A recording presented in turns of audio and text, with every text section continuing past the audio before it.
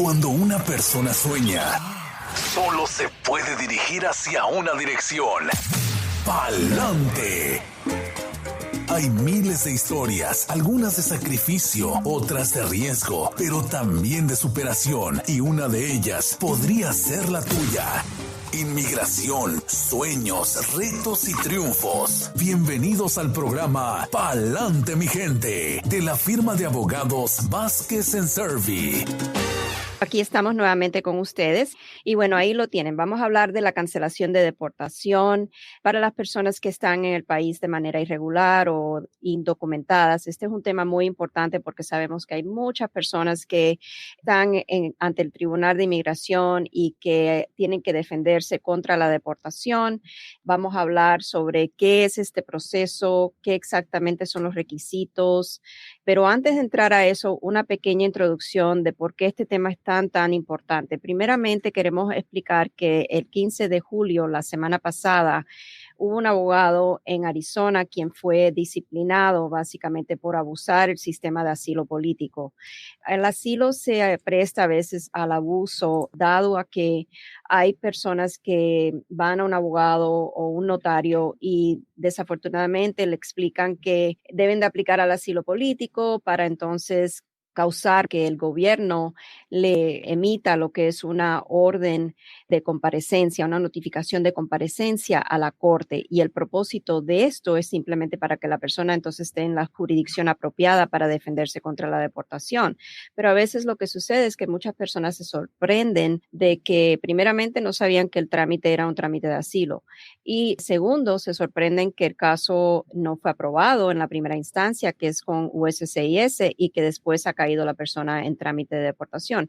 Y lo que pasó con este abogado en Arizona específicamente es que lo disciplinaron porque había sometido solicitudes para una multitud de clientes de asilo político y solamente con el propósito de que el gobierno emitiera la notificación de comparecencia y sin ninguna intención en lo absoluto a que los clientes procedieran con el trámite de asilo político. Lo hallaron que había abusado el sistema de asilo político, que había perjudicado lo que es la administración de justicia y básicamente que estaba haciendo solicitudes frívolas, solicitudes que fueron entregadas después de más de un año. Le aconsejaba a los clientes básicamente no acudir a sus entrevistas. Todo esto el gobierno básicamente opinó que fue un abuso del sistema de asilo. Wow. Y abogada, estamos hablando de este trámite que ha sido históricamente, digamos, la última esperanza para las personas que dicen, si yo no he tenido contacto, obviamente todo esto viene como parte, abogada, de las promesas de la ley del tiempo, que le llaman, ¿verdad? La ley del tiempo, 10 años en el país o más, hijos nacidos aquí, obviamente una falta de historial criminal o historial criminal limpio o no existente. Entonces, al no tener contacto con la ley migratoria, ya sea por una detención, ya sea por una infracción de tránsito, hubo, digamos, una estrategia o una campaña de tratar de meter a las personas en una pequeña trampa porque no se puede buscar, digamos, proactivamente o, digamos, ofensivamente, tendría que ser defensivamente. Entonces, como la gente decía, wow, no he caído en un retén, no he tenido ningún arresto, ¿cómo le hago? Entonces ahí empezó la idea de solicitar un beneficio, como dice usted, y lo ha dicho por años, solicitar una protección o solicitar algo a la cual te van a rechazar y ahí es donde empieza la parte defensiva. Pero como dice usted, a través de los años, 5 o 10 años, se ha ido abusando de este trámite.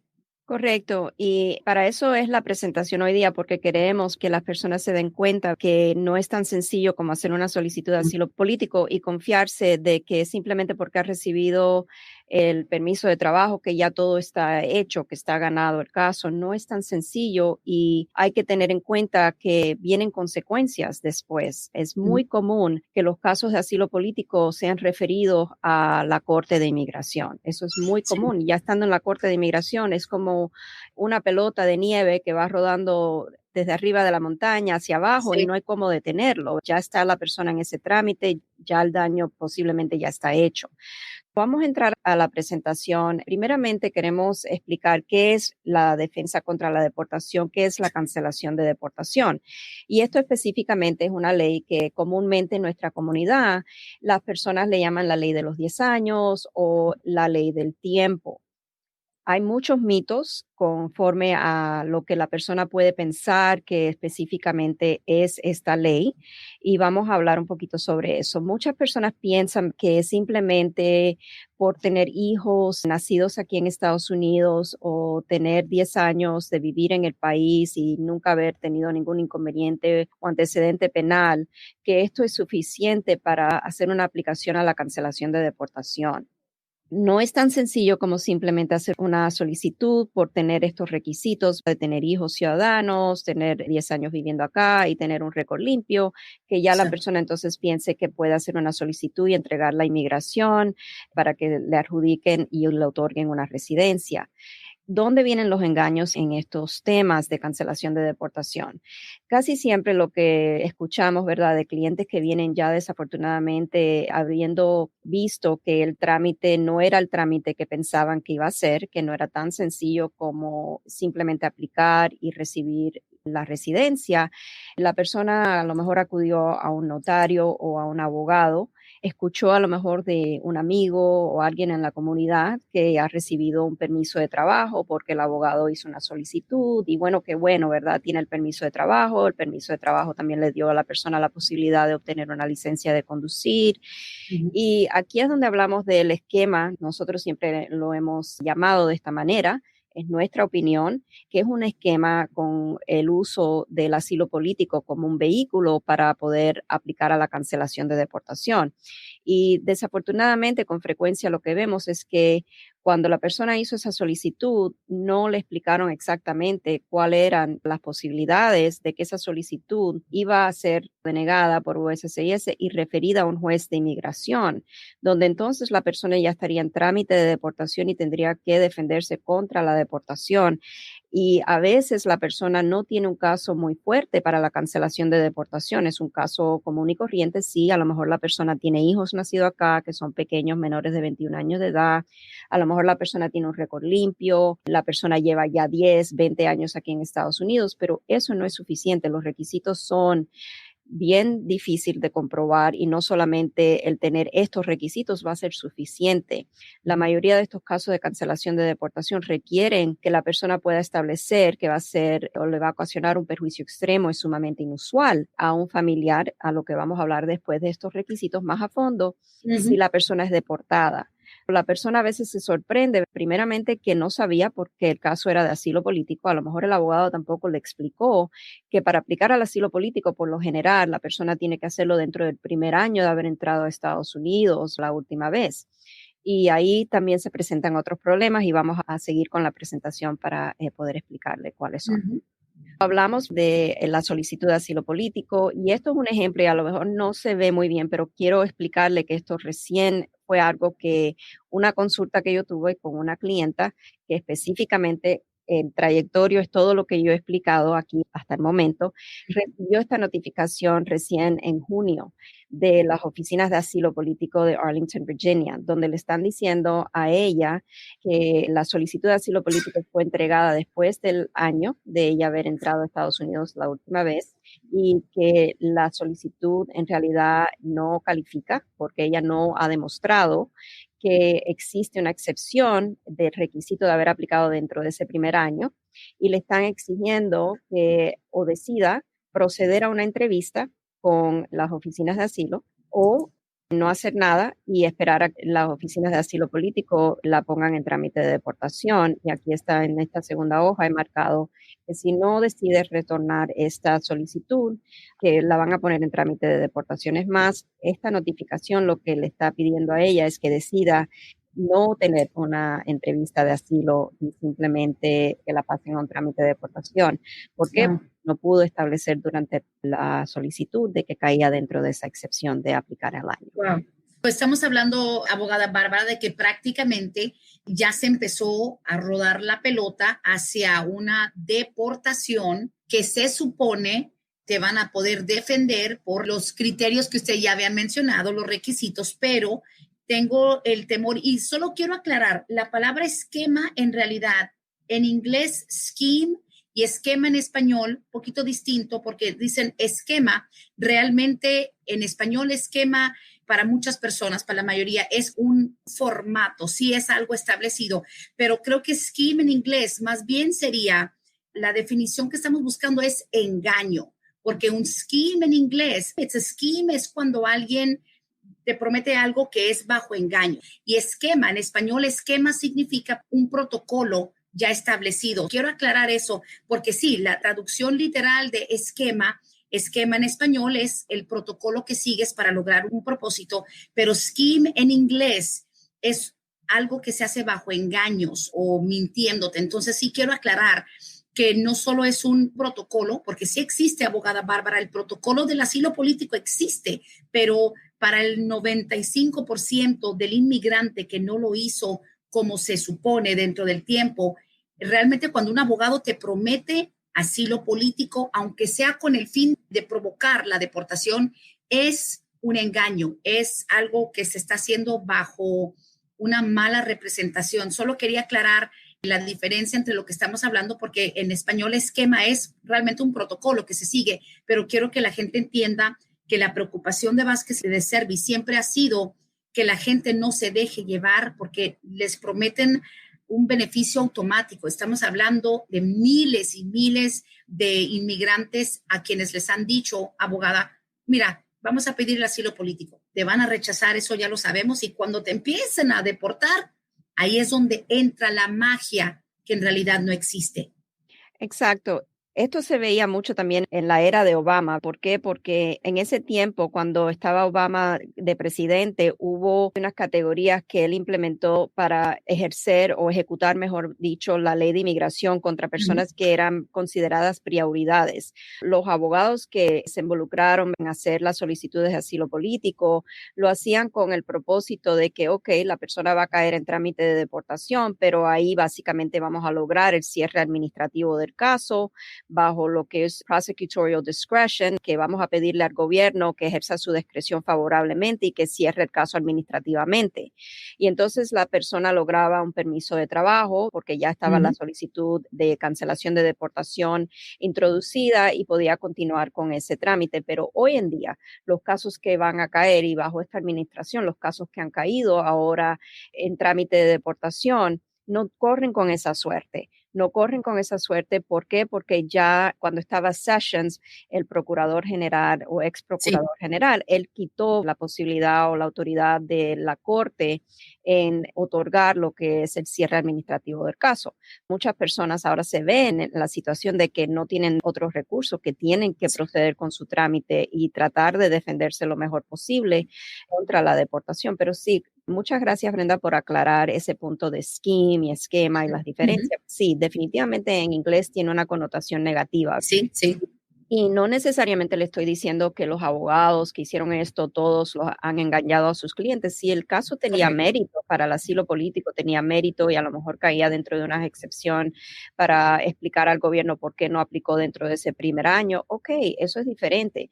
Pero si hay un abuso del sistema, que es lo que básicamente estamos hablando, o el enfoque de esta presentación, es el abuso del sistema de asilo político para simplemente que la Corte emita lo que es esa notificación de comparecencia, ya eso es algo, yo creo, un poco diferente, ¿verdad? Ya ahí cambia un poco el aspecto de lo que es usar el trámite de asilo político para ese propósito. Es ya muy diferente. Sin duda, abogada. Y aparte de eso, y el punto que usted tocó hace rato es tan importante mencionar, para miles y miles de personas que llevan 10, 12, 20, 30 años de indocumentados, porque ya sea no tienen hijos nacidos aquí o los hijos están muy jóvenes y no se puede esperar todo ese tiempo para un posible arreglo por un medio legítimo, nos preocupa el hecho de que para muchos el simple conseguir ese permiso de trabajo ha sido aleluya, Dios mío, qué gloria, wow, por fin, después de 10, 15, 20 años, sin una identificación, tengo mi licencia de manejar, tengo seguro social y ya puedo trabajar. Entonces, para muchos ya alcanzaron el éxito. El problema es que te están como dando una gotita a gotita de esperanza porque la gente los ha estado renovando cada que son 2 años, abogada. Sí. Lo están renovando cada 2 años, esperando que un día mágicamente les digan, guess what, ya ahí está tu residencia permanente. El problema es, en todo ese tiempo que tú te sientes protegido, que sí, sin duda, abogada Bárbara, no nos podemos engañar, tener un permiso de trabajo y tener licencia de manejar es un exitazo comparado con nada que han tenido. Pero el problema, abogada, es que en esos 2 años, a veces son 4, a veces son 6, de estar renovando, no se imagina mucha gente que inmigración lo que está haciendo es formando un caso para rechazarte y después decir, gracias por jugar, pero no te aprobamos para algo permanente, ahora te vamos a deportar. Exacto, y transcurrir por un trámite de deportación ante el Tribunal de Inmigración es algo difícil y muchas jurisdicciones son más duras que otras. Por ejemplo, aquí en Atlanta es bien difícil ganar un caso de cancelación de deportación, a no ser, ¿verdad?, que la persona pueda comprobar ese nivel de perjuicio extremo requerido fuera de lo que comúnmente el gobierno opina va a ser ocasionado en todo caso donde existe una posibilidad de una deportación de un ser querido. Hay que tomar en cuenta que sí, es importante el permiso de trabajo, es importante la licencia de conducir, estamos conscientes de eso, pero no podemos tener una vista tan corta, tenemos que tener una vista más larga hacia el futuro y decir, ok, ¿cómo me va a afectar a mí hacer esto hoy? Ok, voy a recibir mi permiso, voy a tener mi licencia, pero ¿cómo me va a afectar a mí y a mi familia en un futuro posiblemente? Ese es el punto más importante que tiene la persona, yo creo, que calcular antes de hacer un trámite de esta índole. En este caso, esto fue una consulta agridulce o digamos muy emotiva. Muy emotiva porque la señora quien consultó conmigo sabía, ella me dijo, cuando fui a este abogado, llevé a mi hija ciudadana de 21 años de edad o más, y pensé que el abogado lo que estaba haciendo era un proceso a través de mi hija, una petición familiar. Nunca me imaginé que fuera un proceso de asilo político. Y ahora me llega esta carta y no sé qué hacer. En realidad ya ahí no podemos en realidad detener lo que ya va a suceder. Este caso va a eventualmente caer en manos de la Corte de Inmigración. Y lo que es peor en este caso es que esta persona no cuenta con un familiar calificativo para poder ahora decir, ok, si tiene que salir con una salida voluntaria a México, de donde es esta persona, sale con la salida voluntaria, pero en un futuro va a poder reingresar porque podemos hacer un trámite para lo del perdón por la presencia indocumentada. En este caso no había una venida a la legalización para ella, no tiene más hijos que sean menores de 21 años de edad, no tiene el familiar calificativo para el perdón de presencia indocumentada, que en este caso necesitaría ser un padre o madre residente o ciudadano o un cónyuge residente o ciudadano. Solo lo que quiero enfatizar aquí es que cuando la persona vaya a hacer un trámite de esta índole, ¿verdad?, piense antes de hacerlo y explore opciones, porque en este caso es evidente que la señora no fue explicada que si caía en trámite de deportación, no iba a tener otra opción en el caso para poder legalizar su estatus en un futuro. Aquí básicamente podría ser que ella tenga que o salir voluntariamente o tomar una orden de deportación.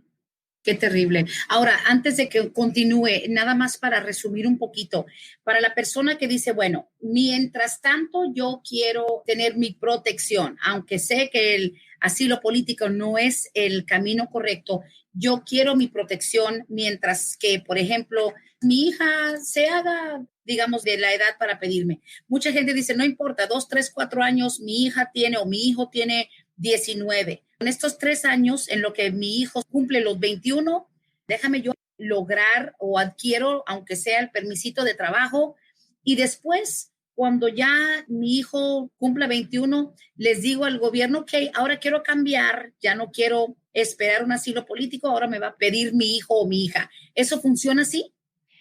Si está, por ejemplo, la persona todavía en el proceso afirmativo, que la Sí. solicitud todavía está con USCIS y si ya ha logrado su permiso de trabajo, porque tenemos que tomar en cuenta que para el permiso de trabajo la persona tiene que esperar por lo menos hasta el momento 150 días Sí. para que le otorguen o para que sea elegible aplicar, mejor dicho, al permiso de trabajo. Y ahora esto va a cambiar en agosto. Se va a poner más difícil, más largo el tiempo. Creo que si no me equivoco sería un año Oh, que la wow. persona tendría que esperar para ser elegible al permiso de trabajo. Si la persona retira la solicitud de asilo y no tiene en ese momento ninguna base de protección aparte de la solicitud I-130 que va a introducir el hijo, que en realidad no es una protección porque eso solamente lo que hace es explicarle al gobierno de que esta persona, este padre, quiere arreglar a través del hijo eventualmente, ¿verdad? Sí. Para la residencia. Y ahí vienen muchos factores que mirar. Entre ellos, si la persona entró de manera indocumentada a Estados Unidos y está aplicando a través de un hijo ciudadano estadounidense, la persona entonces va a tener que ser elegible a un perdón para la presencia indocumentada. Eso quiere decir que tiene que tener mamá o papá o cónyuge residente o ciudadano. La persona no va a poder recibir la residencia dentro de Estados Unidos, va a tener que salir del país. Esa I-130, que es la petición familiar que archiva el hijo por el padre, no le otorga ninguna protección al padre. Y cuando esa persona, el padre, retira su solicitud de asilo de las oficinas de USCIS, lo que el gobierno puede hacer es ponerlo en trámite de deportación. ¿Por qué? Porque ahora ya no Wow. tiene ninguna protección. No es tan fácil. Lo que le quiero explicar básicamente y quiero enfatizar con esta presentación es que esto es muy involucrado, es muy difícil, es jugar, ¿verdad? Un juego de ajedrez Sí, con su vida. claro. Hay No, que tener cuidado. y con expertos, porque realmente por mucho que consigas tal vez avanzar un proceso, de repente tomando un atajo o un shortcut o engañando o poniendo información fraudulenta, por un tiempo puedes ganar. Y de hecho, mire que abogada, tal vez en otro programa completamente distinto a este, también se podría hablar de que tarde o temprano, si el Departamento de Migración o Servicio de Migración descubre fraudes, descubre omisión de verdades y de información, hasta la residencia te andan quitando. Y hay ocasiones en donde sucede que tiene que ser incluso todavía más doloroso porque la persona que logra ya su green card dice, ahora sí, ya la hice, soy inmigrante, ya residente, pero hay momentos en donde los fraudes o las mentiras salen después de. Exacto. Y una persona que aplica el asilo político tiene que tomar en cuenta que la información que puso en esa solicitud es algo que el gobierno puede usar después para a lo mejor decir, ok, usted puso que usted persiguió a personas y que por esa razón, por estar involucrado en el ejército y mandar a personas a interrogación o por usar armas contra otra persona, como usted puso aquí en esta solicitud de asilo, usted es una persona que ha perseguido a otras personas y que por esta razón no califica el beneficio que Oh, va a wow. pedir. Hay que tener mucho Increíble. cuidado, hay que saber lo que está poniendo la persona que le está ayudando a llenar esa solicitud en la solicitud antes de que usted la firme. Nosotros hacemos en nuestra oficina algo que se llama block by block.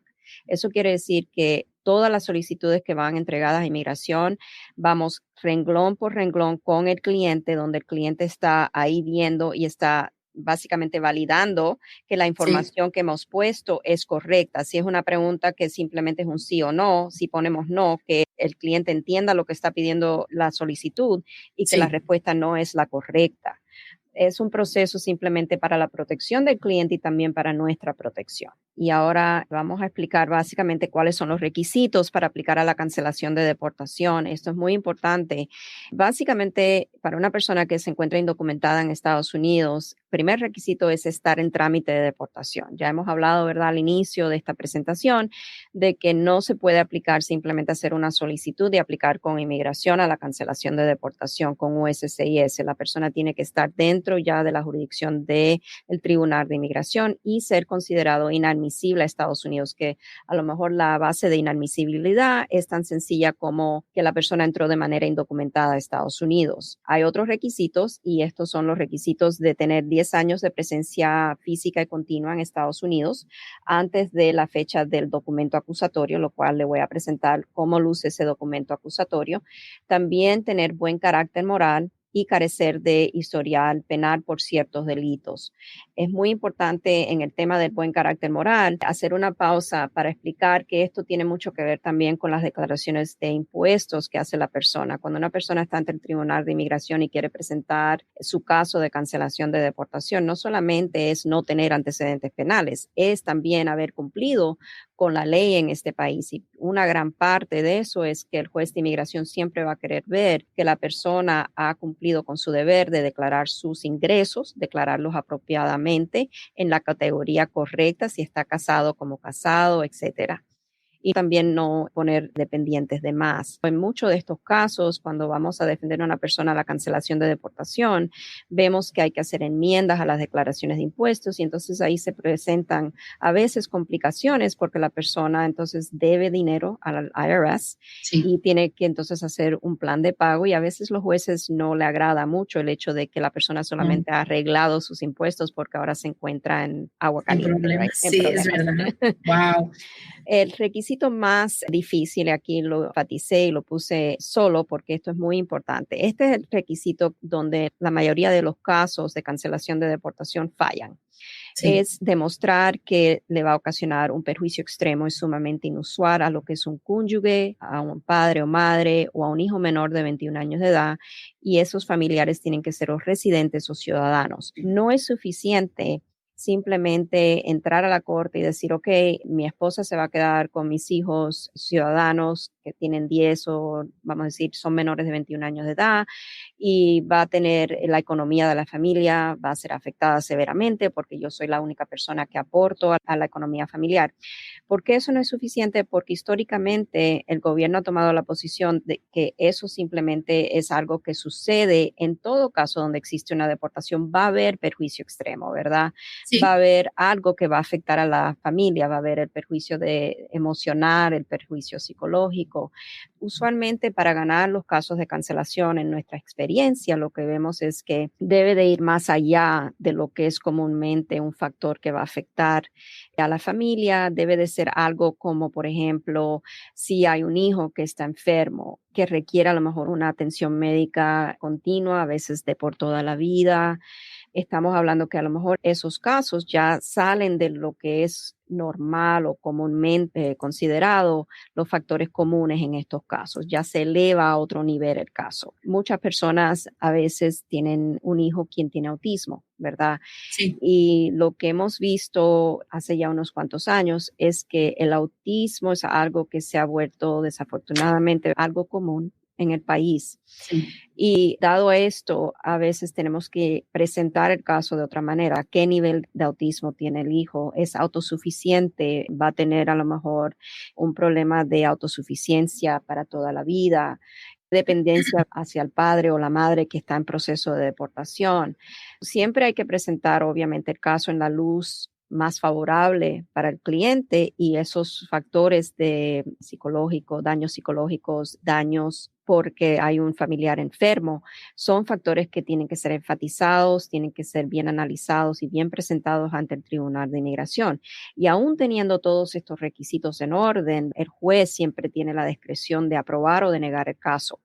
Para el juez es importante, ¿verdad?, poner en la balanza cuáles son los factores positivos y los factores negativos, porque a veces existen factores negativos como antecedentes penales en un caso, el no haber hecho sus declaraciones de impuestos correctamente, que la persona a lo mejor falló en no asimilarse bien a las normas o expectativas de este país. Son factores negativos que se presentan en estos casos, desafortunadamente.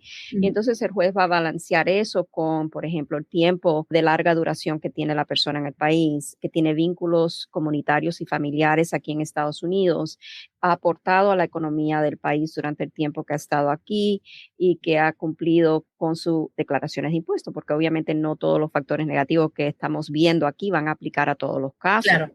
Pero esta lista no es exhaustiva, tengo que hacer hincapié en eso. Los jueces tienen mucha discreción en estos casos y a veces los jueces deniegan casos basados en su discreción porque existe a lo mejor un factor muy negativo como un antecedente penal bastante severo que hace que el juez no le vaya a conceder en su el beneficio. Claro.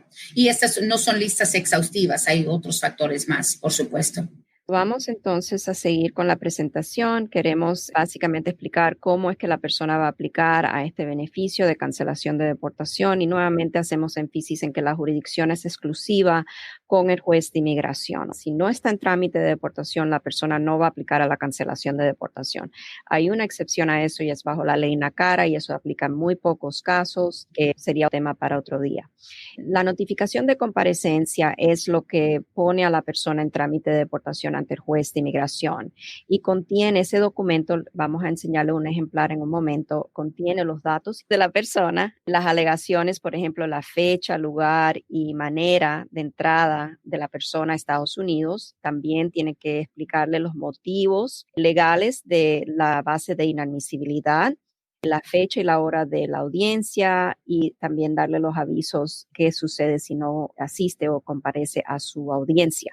Esto es lo que se llama en inglés NTA, por sus siglas en inglés, y eso es el documento que inicia el trámite de deportación contra la persona. Oh, wow. El Notice to Appear, ese NTA, importante porque algunos dicen ya me van a citar para decirme Welcome to the United States o aquí empieza realmente algo positivo cuando puede ser algo de mayor preocupación. NTA, Notice to Appear, es como dice, vamos a ponerlo en lenguaje sencillo, venga porque queremos explicarle que inicia su proceso de deportación. Exactamente, eso es Okay. muy importante. Y aquí básicamente está el ejemplar de cómo aparenta una notificación de comparecencia, la NTA.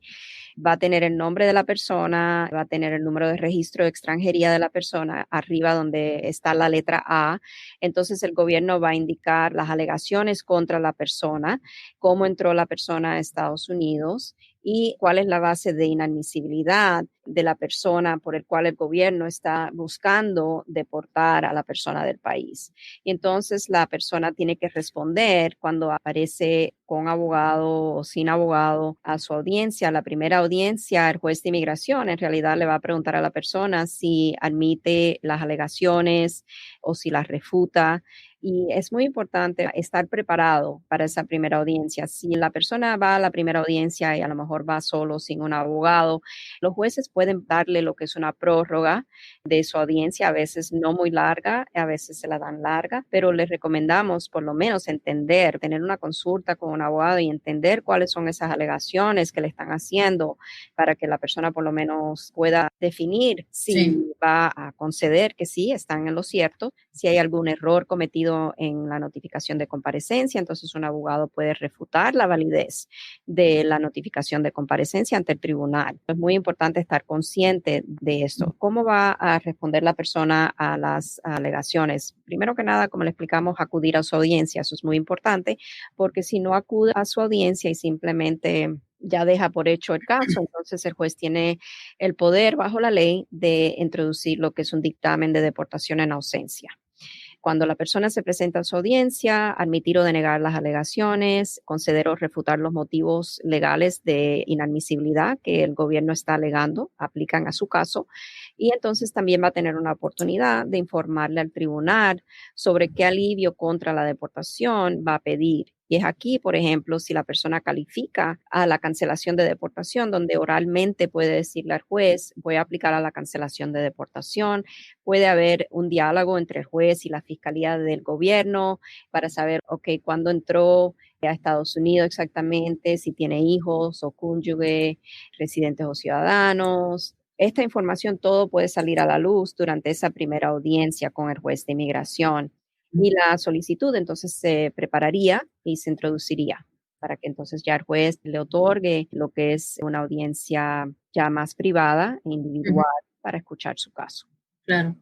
Abogada, y prácticamente esta imagen que tenemos, esta gráfica, nos explica prácticamente que es muy similar a, digamos, una acusación penal. Te están diciendo, ven porque te acusan de algo.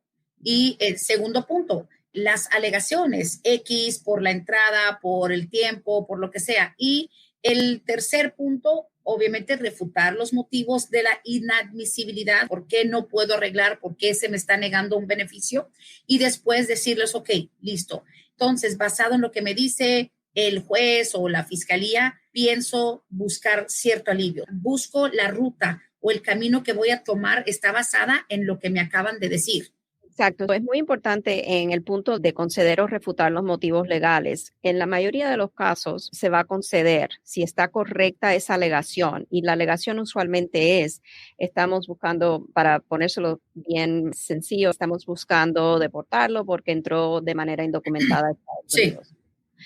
Y en la mayoría de los casos hay que conceder porque es la verdad y la persona no tiene pruebas de que fue diferente. Ahora, si hay pruebas de que el gobierno está mal en esa alegación y que la persona no es inadmisible porque fue admitida, a lo mejor entró con visa de turista y se quedó simplemente más tiempo de lo que le otorgaron, entonces hay que corregir.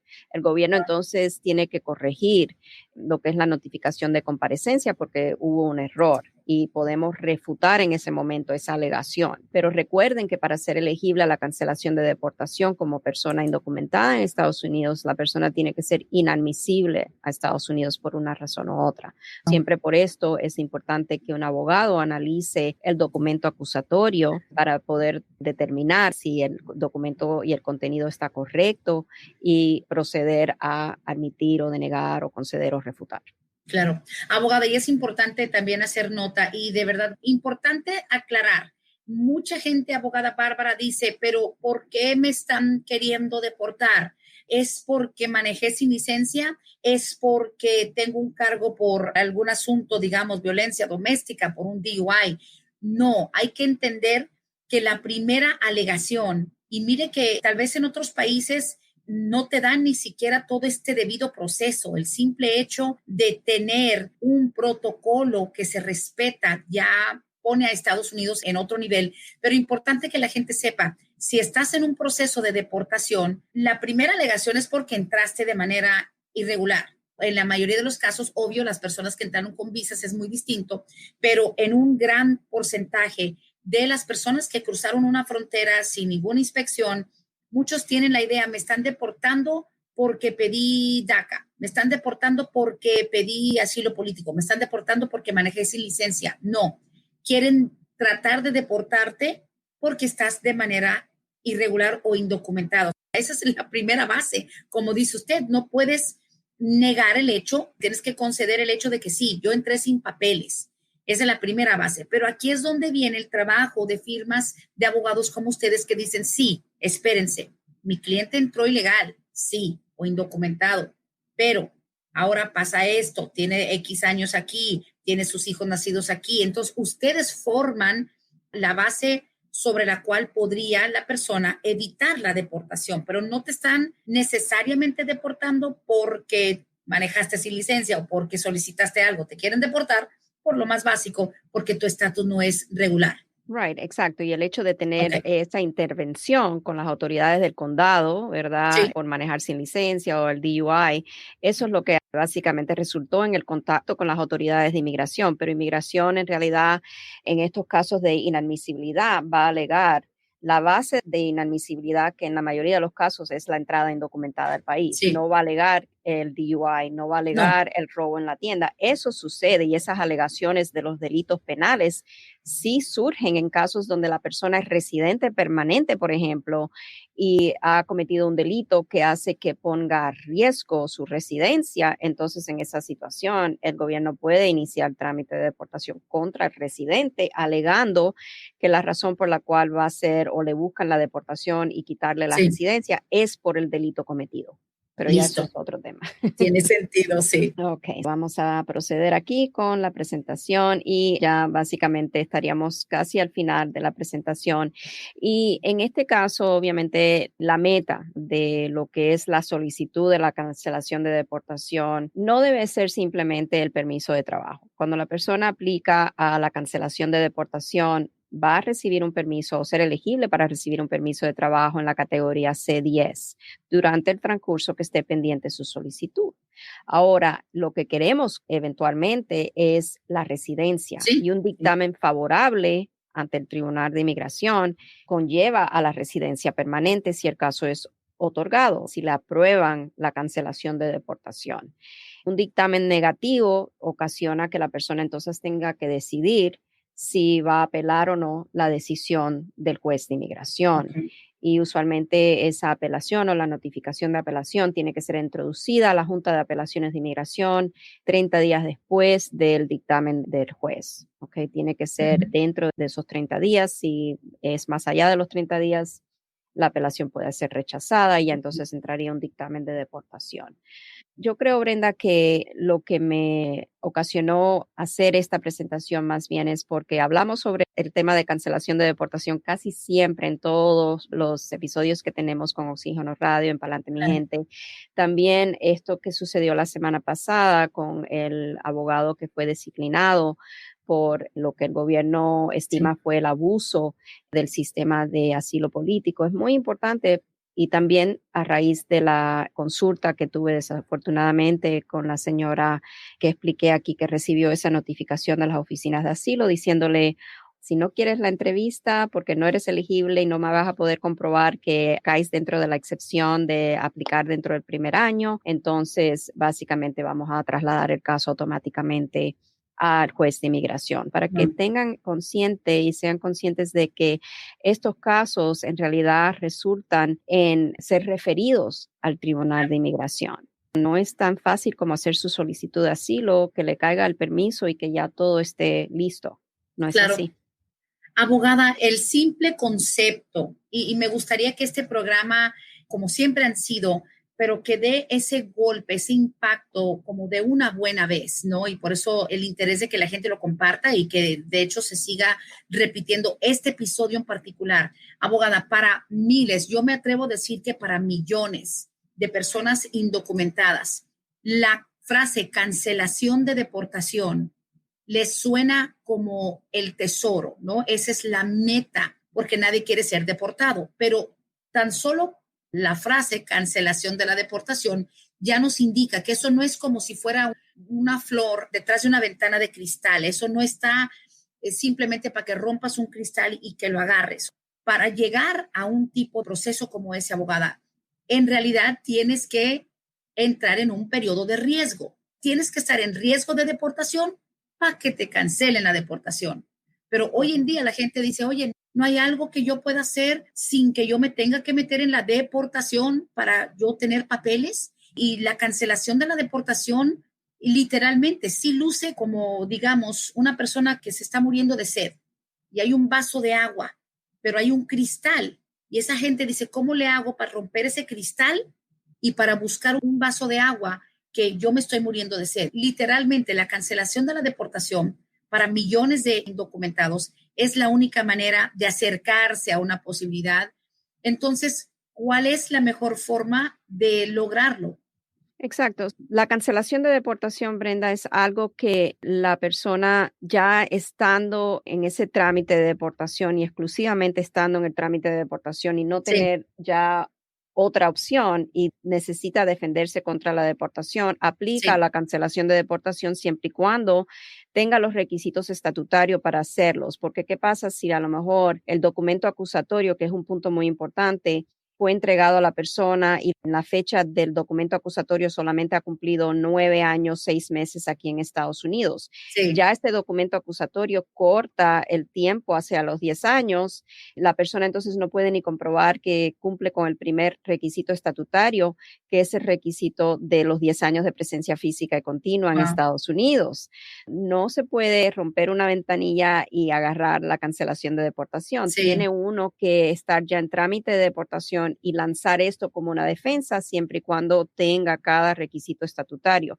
Ahora, el tener los requisitos estatutarios y presentar su solicitud no es el fin del caso, es el comienzo del caso, porque el juez entonces tiene que escuchar a la persona ante el tribunal bajo juramento. La persona va a tener la posibilidad de traer a testigos que a lo mejor puedan testificar de su buen carácter moral y tal vez de otros puntos estatutarios. La persona entonces también va a ser interrogada por la fiscalía de inmigración. Si hay antecedentes penales, van a atacar eso bastante fuerte.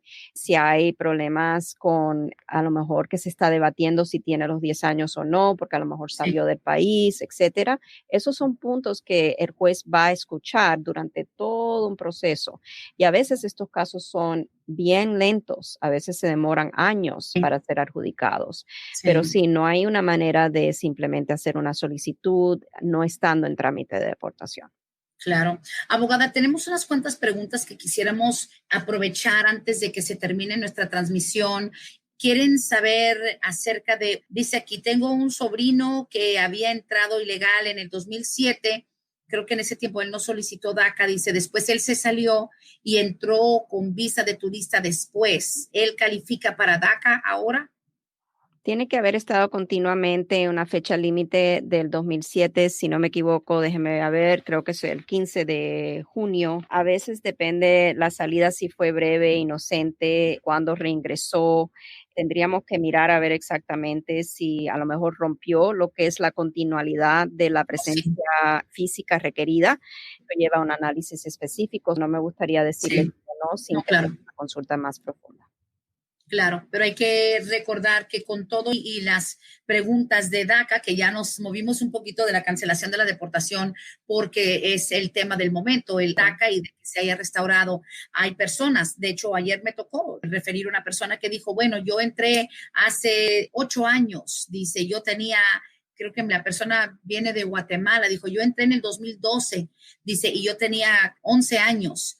Voy a pedir el DACA, ¿qué necesito hacer? Le digo, bueno, primero necesitas hablar con un abogado de migración, porque el simple hecho de que se haya restaurado el DACA no significa que se ampliaron los tiempos, no se abrió la ventana y hay que recordar, abogada, que el DACA cuando se estableció en el 2012, de hecho, durante la presidencia de Barack Obama, se estableció en el 2012 y le dio el beneficio a millones de jóvenes que habían entrado, que por lo menos para el 2012 ya llevaban 5 años en el país. Ujú. La entrada tenía que ser antes de junio, creo, del 2007, Siete. que So, entraron después del 2007 y esto va a ser un shock para mucha gente. mucha gente. Sí, el DACA no se restaura de tal manera de que los cientos de miles de jovencitos que después del 2007, 2008, 9, 10, hasta la fecha de hoy, que entraron con 5 añitos, 8 años, 3 años, si usted no estaba en los Estados Unidos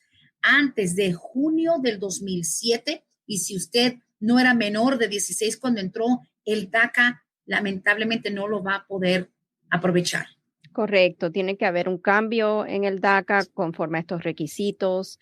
Todavía USCIS no ha dado un anuncio formal, pero sí quiero básicamente establecer que el viernes, la Corte de Distrito Federal para el Distrito de Maryland básicamente ordenó que la administración Trump empezara a recibir solicitudes iniciales conforme a también el dictamen de la Corte Suprema. Dado a esto, estamos aceptando ahora ya los contratos para solicitudes iniciales en nuestra firma. Tenemos a muchas personas que estamos llamando de regreso. Le habíamos aconsejado que empezaran a acumular las evidencias, le mandamos la lista de evidencia y todo, pero sí debemos de proceder porque no hay razón por la cual no hacerlo en Exacto. estos momentos. Ahora sí. Abogada, otra pregunta que tenemos a través de la línea de textos dice, mi hijo cumple 18 años en este mes. ¿Podemos empezar con la aplicación para el proceso de pedir, aunque sea un permiso de trabajo? Ya sé que tiene que tener 21 solamente para empezar con el proceso. Mi esposo entró con visa de turista. En mi caso es otra historia. No se puede hacer el trámite para el proceso de ajuste de estatus, lo cual en el caso del esposo, si entró con visa de turista y califica con todo lo que requiere el estatuto, entonces podríamos aplicar aquí para el trámite de ajuste de estatus, pero cuando el hijo cumpla los 21 años de edad. No hay ningún proceso que se pueda empezar antes de que ese hijo cumpla los 21 años de edad. Ahora, si un hijo se mete a las Fuerzas Armadas con 18 años, ¿algo o también tiene que esperar a que cumpla 21? En esa situación, entonces aplicaríamos si el padre entró de manera indocumentada, no documentada a Estados Unidos, aplicaríamos al parole in place para el padre y si es concedido, lo cual es un proceso discrecionario, entonces el padre podría ser elegible a pedir un permiso de trabajo. Muy bien. Siguiente pregunta también a través de nuestro video live en Facebook. Dice, mi suegro metió a sus hijos en el 2001, los pidió bajo la 245 y en ese tiempo él era residente. Ahora es ciudadano americano y uno de sus hijos ya es mayor de edad y se casó. ¿Ese hijo que se casó es elegible todavía? Siempre y cuando el matrimonio del hijo haya ocurrido después de que el padre se hizo ciudadano, entonces sí sigue siendo elegible. Ahora, si los otros hijos son menores de 21 años de edad, 2001 podría ser. Sí, podría ser, son menores de 21 años de edad. Al padre convertirse en ciudadano estadounidense, los hijos inmediatamente pasan de ser puesto en categoría de espera a ser familiares inmediatos donde no hay categoría de espera y serían automáticamente, posiblemente elegibles para aplicar ya al ajuste de estatus porque no estarían esperando ninguna disposición de una visa de inmigrante. Ahora, el hijo que ya es mayor de 21 años de edad y casado estaría ya ahora en la categoría 3 y en ese caso, dependiendo del país de origen, tendríamos que ver cuánto tiempo estaría de espera.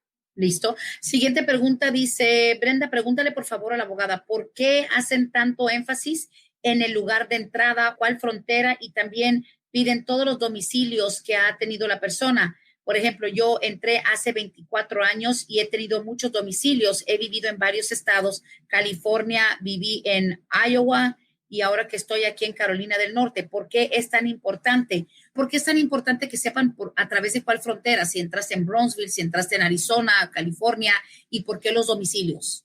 En realidad, la razón por la cual a lo mejor en la frontera, porque a lo mejor el gobierno quiere mirar en su base de datos, ¿verdad? Con el nombre o posibles nombres que la persona usó para ver si hay algo. Estoy imaginándome que esa es una de las razones. También a lo mejor para que la persona conceda de que entró indocumentada a Estados Unidos y que fue por tierra, ¿verdad? Por si acaso en un futuro la persona es denegado el beneficio que está pidiendo al gobierno, el gobierno entonces va a usar esa información para ponerlo en la notificación de comparecencia porque fue lo que la persona puso bajo la penalidad de perjurio en su solicitud. Esa es una de las razones principales que puedo imaginarme. Claro.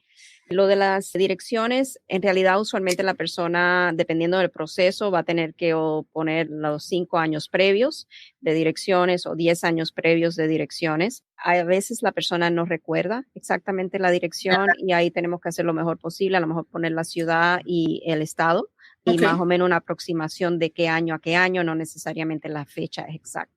Listo.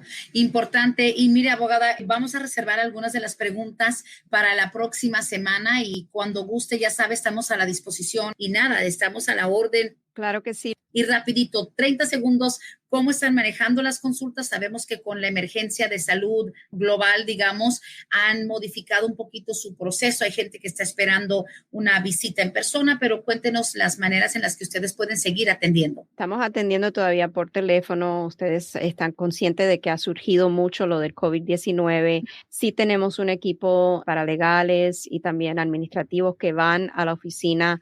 Tal vez se turnan, no todos estamos juntos el mismo día por si hay una necesidad de a lo mejor la toma de una huella dactilar o de llevar documentos, hacer un pago. Sí tenemos esa facilidad, pero las consultas por el momento siguen siendo programadas telefónicamente y también con el uso de la tecnología Skype, lo que podamos. WhatsApp, Skype, todas las maneras virtuales. Lo que sí, por favor, siempre busquen fuentes de información confiable y aquí a través de estas plataformas, a través de Vázquez y Servi en Facebook, Oxígeno Radio, una servidora Brenda Bueno, abogada Bárbara Vázquez, como siempre, increíble la presentación visual y sobre todo toda la información transparente que nos ha dado hoy. Gracias. No, un placer para mí. Ya sabe, estoy para servirle. Muchísimas gracias. Hasta aquí hemos llegado hoy, pero siempre vamos pa'lante, mi gente, con Vázquez en Servi. Hasta la próxima.